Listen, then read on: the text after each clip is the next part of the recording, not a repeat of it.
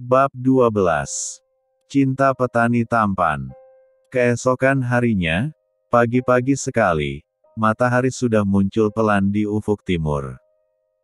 Udara terasa amat dingin, hujan semalam, membuat suasana di sekitar desa tampak berembun. Di sudut-sudut rumah sederhana beralaskan dinding kayu. Di kamar mini terlihat seorang wanita berambut panjang yang sedang tertidur pulas. Seketika secercah cahaya mentari masuk ke dalam kamarnya melalui jendela kecil, dia pun membuka perlahan kelopak matanya. Maharani merasakan sakit di sekujur tubuhnya tiba-tiba. Dia meringis pelan sambil menyentuh kepalanya yang saat ini dibalut dengan perban. "Aduh, sakit banget nih badan," gumam Maharani sambil mengerjap-erjapkan matanya. Dengan pelan dia terduduk di atas kasur tersebut lalu mengedarkan pandangan di kamarnya sejenak. "Ternyata masih di kampung," ucap Maharani kemudian.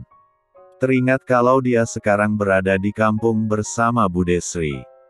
Kedua mata Maharani membola sempurna saat baru saja teringat apa yang terjadi padanya semalam. Dia ingat kalau dipukul oleh seseorang yang tak dapat ia lihat wajahnya sama sekali. Namun, saat di hutan dalam keadaan setengah sadar ia mendengar ada dua orang wanita sedang berbisik-bisik dan melihat samar-samar gelang tangan salah satu si pelaku. "Sialan," umpat Maharani, kesal. "Rani, sudah sadar kamu, nduk?" Bude Sri menyelenong masuk ke dalam kamar saat mendengar umpatan Maharani barusan. Binar kebahagiaan tergambar jelas di wajah wanita itu kini. Maharani menoleh. "Bude." Bude Sri duduk di tepi kasur lalu mengelus pelan rambut Maharani. "Syukurlah, kamu baik-baik saja. Bude khawatir sekali sama kamu.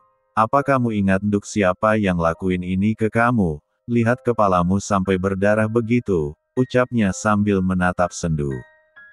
Maharani menggeleng lemah. "Nggak tahu Bude, semalam pas di jalan di belakang ada yang pukul kepala Rani tiba-tiba, Rani nggak ingat Bude.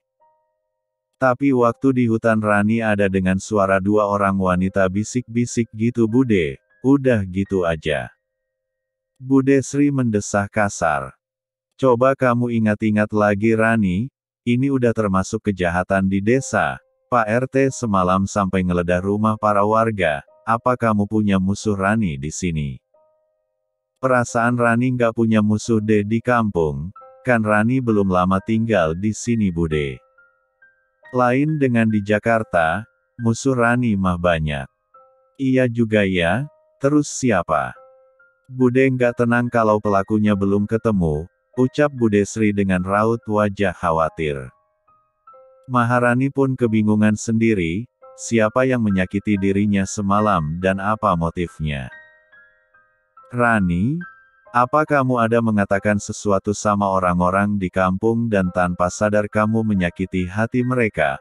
Orang di kampung sini mudah tersinggung orangnya, Rani," ucap Bude Sri masih dengan wajah cemas. Maharani tampak berpikir keras. Lalu dia menggelengkan kepalanya. "Bude," panggilnya setengah berteriak tiba-tiba. Bude terperanjat kaget. "Astaga nduk, mau buat Bude mati jantungan apa?" celetuknya sambil mengelus-elus dada. "Hehehe, maaf Bude." Maharani malah nyengir kuda. "Ada apa toh?" tanya Bude Sri.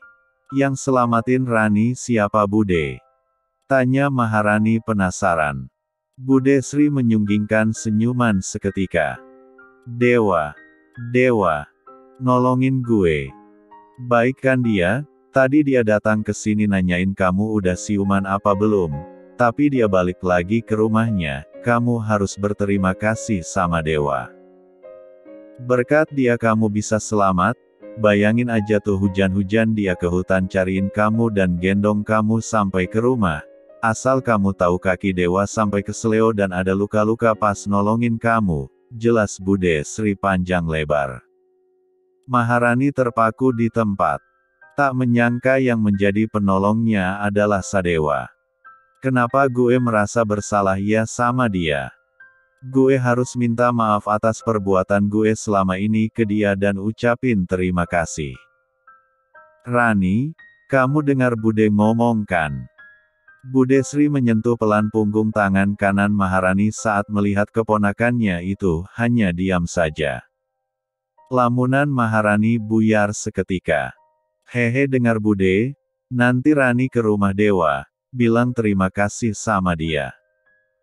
Baguslah, tunggu badan kamu enak aja ya. Oh ya, ini ada wedang jahe untuk kamu.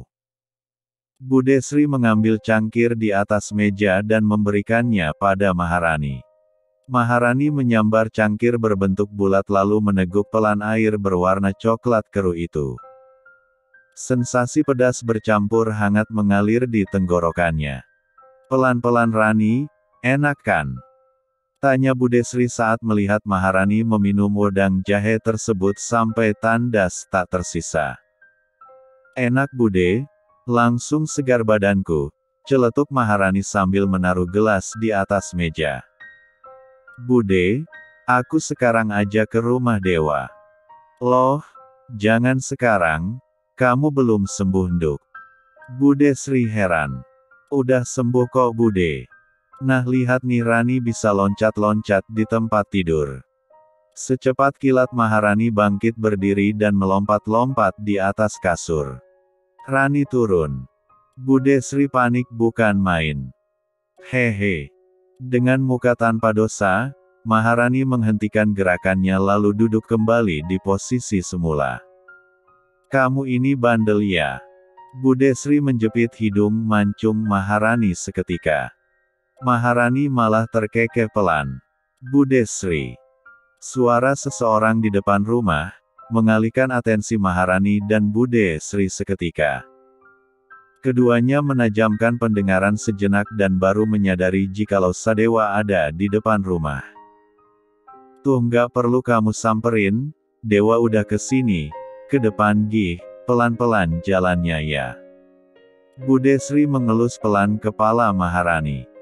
Maharani mengangguk pelan sambil tersenyum simpul. Rani. Sadewa tak mengedipkan bola matanya saat melihat Maharani keluar dari dalam rumah. Maharani tersenyum tipis. Hai Dewa, ucapnya malu-malu. Hai, kamu udah sadar, kenapa kamu keluar? Apa badanmu masih sakit? Sadewa menelisik tubuh Maharani dari atas sampai bawah. Maharani melengkungkan senyuman lebar. Udah dong, enggak, aku udah sehat, Dewa. Berkat kamu, aku selamat. Sebelumnya aku minta maaf Dewa, karena kemarin ngomong kasar sama kamu, Maharani berkata dengan tulus. Sadewa tersenyum hangat, mendengar permohonan maaf dari Maharani. Kamu nggak amnesia kan? Tanyanya sambil menempelkan tangan di kening Maharani seketika. Dek, dek, dek. Jantung Maharani mau copot rasanya, sentuhan yang diberikan Sadewa saat ini, mampu membuat hatinya merasakan desiran aneh yang tak bisa ia jabarkan sama sekali. Enggaklah, kamu terima nggak permohonan maaf aku? Maharani tampak salah tingkah.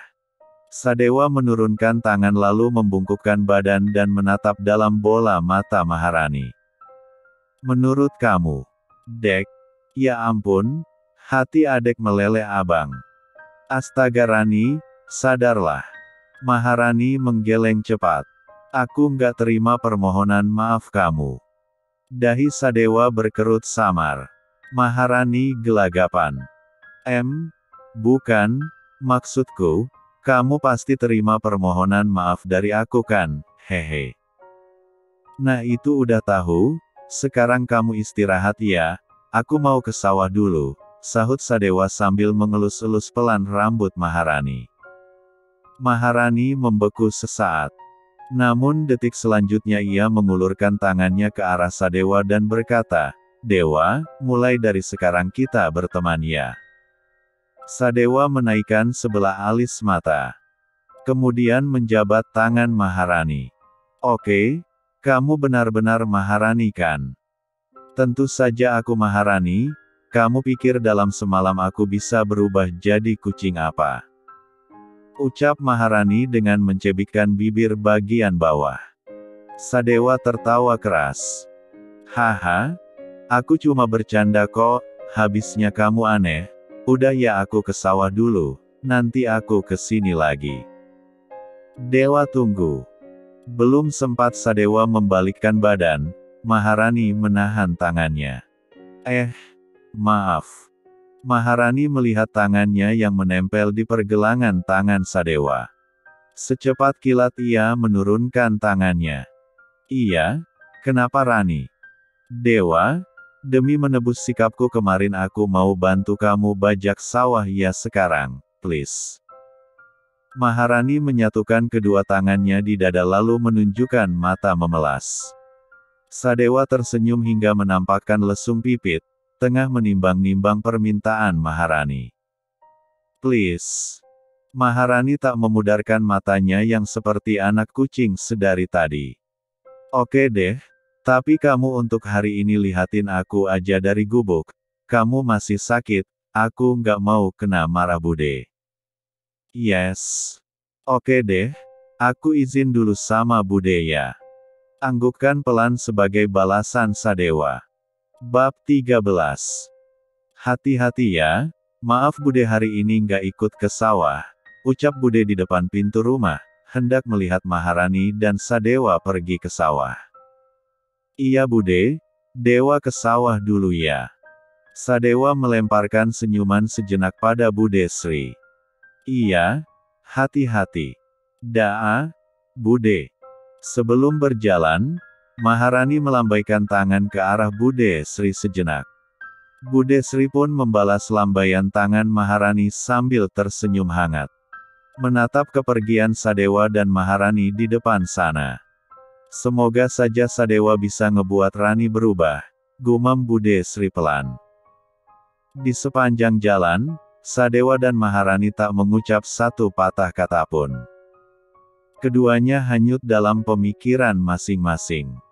Dengan jarak 1 meter, keduanya berjalan beriringan.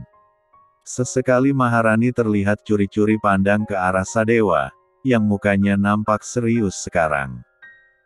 Pria itu tengah menghalau sinar matahari masuk ke matanya dengan satu tangannya. Kamu dekat ya sama Bude? Kata Maharani tiba-tiba. Sadewa menoleh ke samping. Lumayan, Bude Sri itu orangnya baik banget, sama kayak mendiang suaminya dulu. Maharani nampak mangut-mangut sejenak. Aku nggak pernah ketemu suaminya Bude, ucap Maharani apa adanya. Sebab dia memang tak pernah melihat batang hidung pamannya itu secara langsung.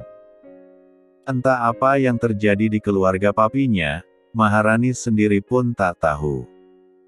Sadewa mengerutkan dahi. Kok bisa? Bukannya kamu keponakan Bude? Maharani malah nyengir sedikit, lalu mengedikan bahunya sedikit. Menandakan dia pun bingung mau menjawab apa. Sebenarnya aku juga bingung kalau Bude Sri itu ternyata punya keponakan di Jakarta. Maaf kalau aku terlalu ikut campur, Sadewa berkata dengan hati-hati, takut menyinggung perasaan Maharani.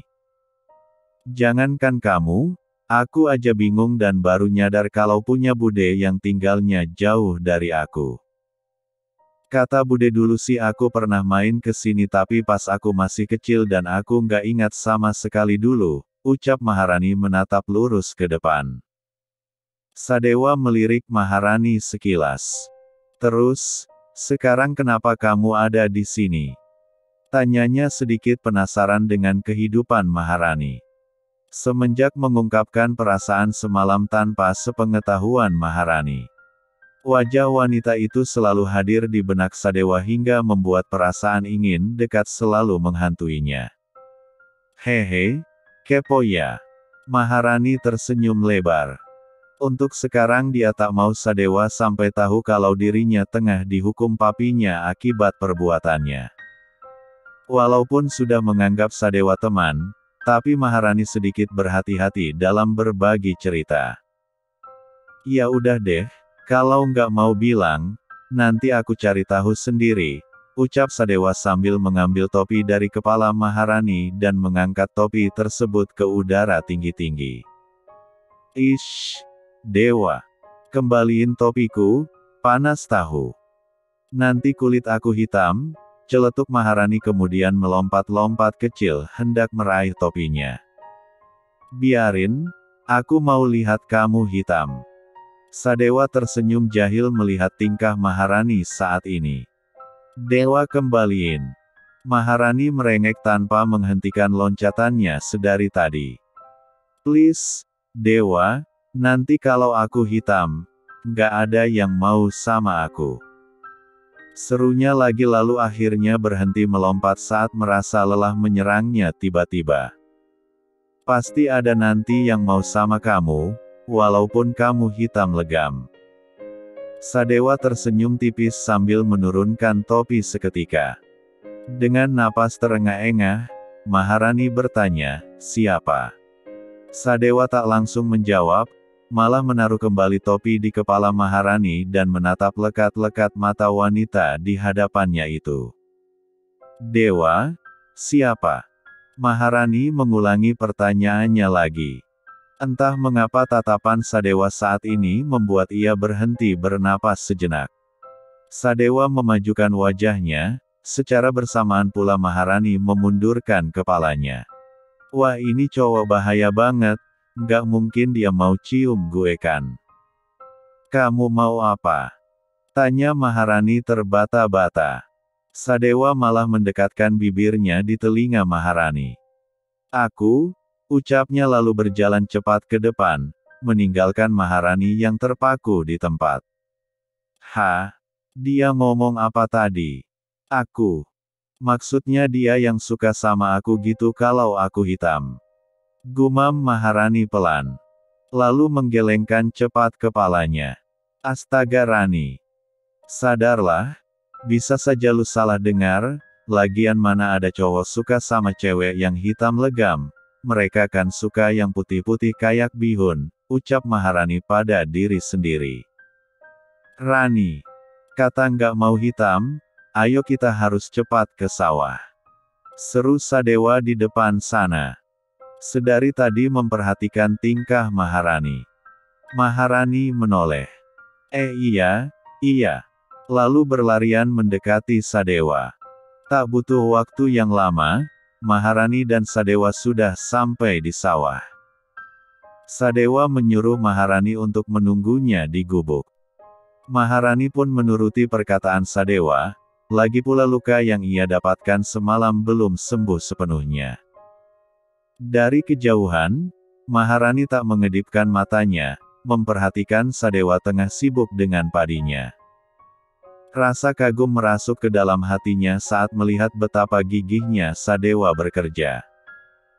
Kalau dipikir-pikir, Dewa ganteng banget ya, kalah jauh sama Tommy si brengsek itu. Kalau di Jakarta, dia pasti udah jadi selebgram. Maharani menopang dagunya dengan tangannya tanpa berniat mengalihkan pandangan dari makhluk paling seksi di depan sana. Rani. Seru Sadewa sambil menepuk pundak Maharani. Maharani terkesiap seketika. Keasikan melamun membuat dia sampai tak sadar kalau Sadewa ada di depan matanya sekarang. Doa, sejak kapan kamu di sini? Tanya Maharani salah tingkah. Dia langsung bangkit berdiri. 1 abad yang lalu, cerocos Sadewa sambil tersenyum jahil. Maharani memanyunkan B1 bir sejenak. Lama amat, ucapnya lalu ikut tersenyum juga. Rani. Iya. Kenapa? Maharani kebingungan mendengar Sadewa tiba-tiba memanggil namanya. Jangan senyum-senyum, ucap Sadewa. Maharani mengerutkan dahi. Lah memangnya kenapa? Senyumanmu mengalihkan duniaku. Sadewa tersenyum tipis. Kalau senyum kamu jelek banget tahu. Maharani melototkan mata seketika. Lalu melipat kedua tangannya di dada. Ish. Nyebelin banget sih kamu. Kamu orang pertama yang bilang aku jelek. Masa sih? Udah jangan marah-marah nanti tambah jelek. Sadewa mencubit gemas pipi Maharani seketika. Habisnya kamu sih, buat aku bete. Maharani tersipu malu karena Sadewa menyentuhnya pipinya barusan. Udah selesai bajak sawahnya? Tanyanya kemudian. Belum? Aku mau ke rumah Supri dan Bejo dulu, kayaknya mereka lupa deh. Kamu tunggu di sini sebentar ya, ucap Sadewa. Oh, oke, jangan lama-lama ya, nanti aku jadi ikan asin. Maharani duduk kembali. Iya bawel, aku nggak lama, jangan kemana-mana di sini aja. Maharani mengangguk. Kemudian Sadewa berlalu pergi dari hadapannya. Prok prok prok. Setelah Sadewa menjauhinya, tiba-tiba terdengar suara tepuk tangan di belakang Maharani. Secepat kilat ia memutar kepala. Melihat para gadis desa melayangkan tatapan tajam ke arahnya. Ada apa lagi nih? Maharani beranjak dari tempat duduk dan menatap dingin pula pada sekumpulan wanita di hadapannya. Wah bos, kayaknya cewek cantik ini nggak takut sama bos. Sari menatap penuh kagum wajah Maharani. Diam Sari. Bentak Mawar sembari melirik sinis Sari sekilas. Sari tersentak hingga latah-latah sejenak. Ada perlu apa? Setelah mendengar Sari selesai latah, Maharani membuka suara. Cih, pakai ditanya lagi. Mawar mendekati Maharani, kemudian menaikkan sebelah alis matanya. Iya harus ditanyalah, emangnya aku cenayang bisa tahu isi hati kamu? Seru Maharani dengan muka sengaknya. Heh, ngelawan kamu ya, kamu nggak tahu siapa aku. Maharani malah tertawa mendengar ucapan gadis yang sama sekali dia tidak tahu namanya itu.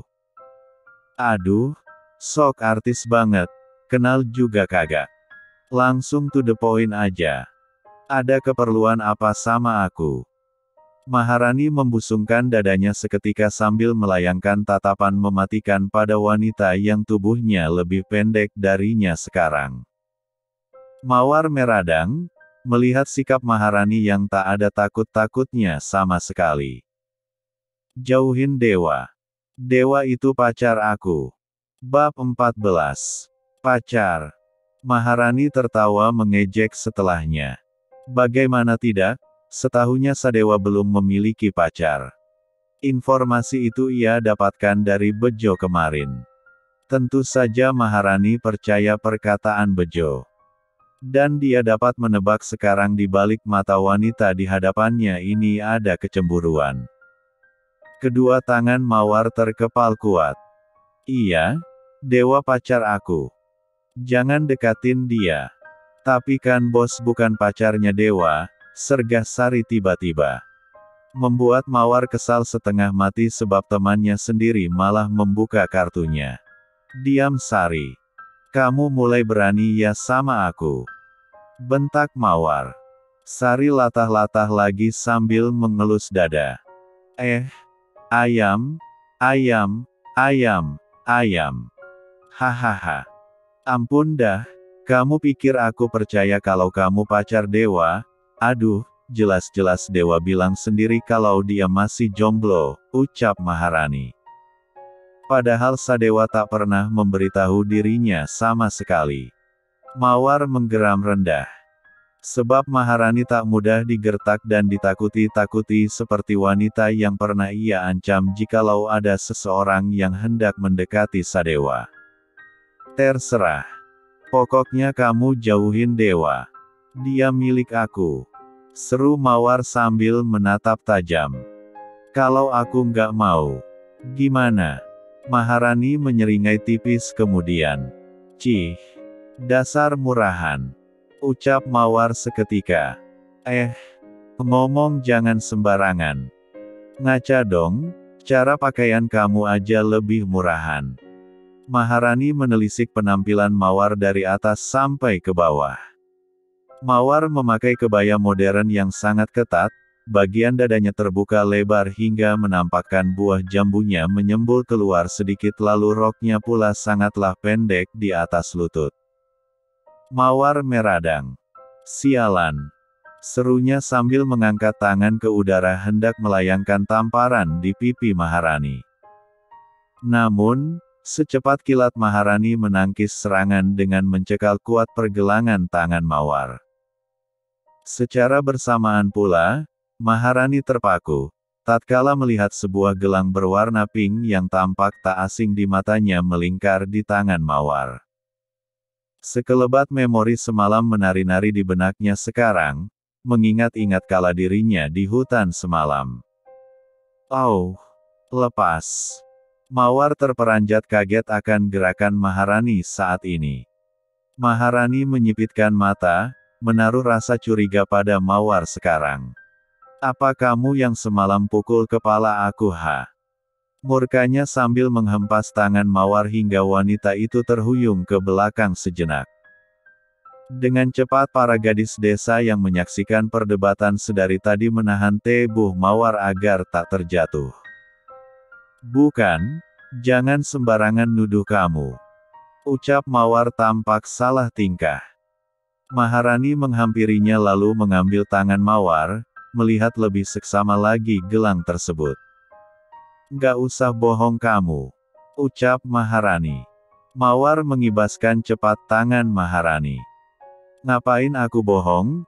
Aku memang bukan pelakunya kok, jangan asal nuduh kamu. Kalau nggak ada buktinya.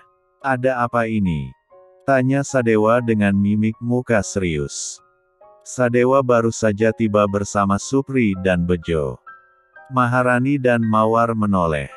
Dewa. Mawar terlihat gembira melihat kedatangan Sadewa. Secepat kilat dia mendekati pujaan hatinya itu, namun belum sempat di dekat Sadewa. Sadewa malah melewati Mawar begitu saja dan menghampiri Maharani. Mawar geram sendiri. Lalu menghentak-hentakkan kakinya. Kamu nggak kenapa-kenapa? Tanya Sadewa sambil menangkup kedua pipi Maharani. Astaga ular naga bonar, dia tahu nggak sih, kalau sekarang lagi di depan umum. Maharani dibuat melayang-layang dengan perhatian yang diberikan Sadewa sekarang. Rani, kok diam? Tanya Sadewa tanpa berniat menurunkan tangannya. Duh kok kayak di drakor-drakor deh, celetuk. Sari sambil senyum-senyum, melihat kemesraan yang ditampilkan Sadewa dan Maharani saat ini. Kita mah apa atuh, upilnya kerbau, cerocos Bejo kemudian menyenggol lengan Supri. Bos, ingat masih ada kami di sini, mesra-mesraannya nanti aja. Supri menimpali. Dengan cepat Sadewa menurunkan tangannya lalu mundur beberapa langkah. Sadewa dan Maharani tampak salah tingkah. Aku nggak apa-apa kok, Dewa. Cuma ribut dikit sama cewek gila ini, dia bilang sama aku untuk jauhin kamu. Maharani melirik Mawar. Sadewa mengalihkan pandangan ke arah Mawar. Kamu siapa? Apa hak kamu? Pacar juga bukan. Mawar kalang kabut saat melihat tatapan mematikan Sadewa saat ini. Untuk pertama kalinya, ia mendengar pujaan hatinya berkata dengan nada dingin dan ketus. Aku. Maharani langsung menundukkan mukanya, tak berani menatap Sadewa. Para gadis lainnya pun tak berani ikut campur urusan Mawar kini. Sedari tadi mereka memilih bungkam. Apalagi suasana saat ini di sekitar mereka begitu mencekam. Ya elah si bos. Tadi katanya bilang sama Rani kalau bos pacar Dewa, di depan orangnya sendiri kok nggak berani. Tanpa melihat situasi dan kondisi, Sari mengeluarkan suara lagi. Mawar melototkan mata ke arah Sari seketika. Wih, sejak kapan Dewa punya pacar? Kok kita nggak tahu? Anak Pak RT lagi nih, cetus Bejo tersenyum smirk. Iya? Kok diam-diam si bos? Tapi tunggu dulu, selera bos mah bukan kayak gini, ucap Supri. Wajah Mawar terlihat merah padam. Menahan malu karena tak ada yang mau membantunya. Suasana mendadak aneh sekarang. Dewa, bukannya aku memperkeruh keadaan, gelang yang cewek ini pakai mirip banget sama orang yang aku lihat di hutan semalam, walaupun gak jelas aku yakin dia pelakunya. Seru Maharani tiba-tiba. Sadewa menatap tajam Mawar seketika. Jangan sembarangan nuduh kamu. Aku udah bilang tadi, bukan aku pelakunya. Kamu pikir yang punya gelang kayak gini cuma aku aja di sini? Ya enggak lah. Lagian kamu bisa aja salah lihat. Memangnya untuk apa aku nyakitin kamu? Seru Mawar berapi-api. Maharani tersenyum sinis. Ya karena cemburu sosial karena kamu panaskan lihat aku sama Dewa tadi dekat-dekat. Tapi sayangnya kamu nggak punya bukti, bisa aja yang nyakitin kamu itu bukan aku. Sergah Mawar dengan meninggikan suara. Maharani mendengus pelan sambil menaikkan sebelah alis matanya. Guys, ayo kita pergi sekarang dari sini. Mawar mengajak teman-temannya untuk berlalu dari gubuk tersebut. Dia tak mau berlama-lama di sini. Meninggalkan Maharani, Sadewa, Supri dan Bejo melemparkan pandangan satu sama lain. Kamu yakin gelang yang kamu lihat semalam sama kayak gelang Mawar? Setelah melihat Mawar dan para gadis desa menjauhi gubuk, Sadewa mendekati Maharani. Iya, aku yakin banget, Dewa. Walaupun kurang jelas, aku yakin cewek itu pelakunya. Lihat aja dia, ngaku-ngaku jadi pacar kamu. Pasti dia cemburu sama aku, padahal kan kita hanya temanan, ucap Maharani tanpa memikirkan perasaan Sadewa yang sebenarnya berharap hubungan keduanya bukan hanya sebatas teman saja. Sadewa memegangi pundak Maharani. Kalau memang iya, kita harus laporin ke Pak RT.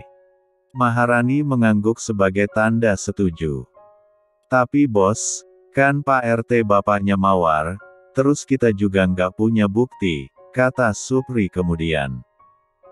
Maharani menarik napas panjang, karena baru saja sadar jika ia tak memiliki bukti atas kejahatan Mawar. Dia tampak berpikir keras sejenak, sedang mencari akal agar Mawar dapat diberikan sanksi setidaknya. Sebab tindakan Mawar sudah termasuk pembunuhan berencana.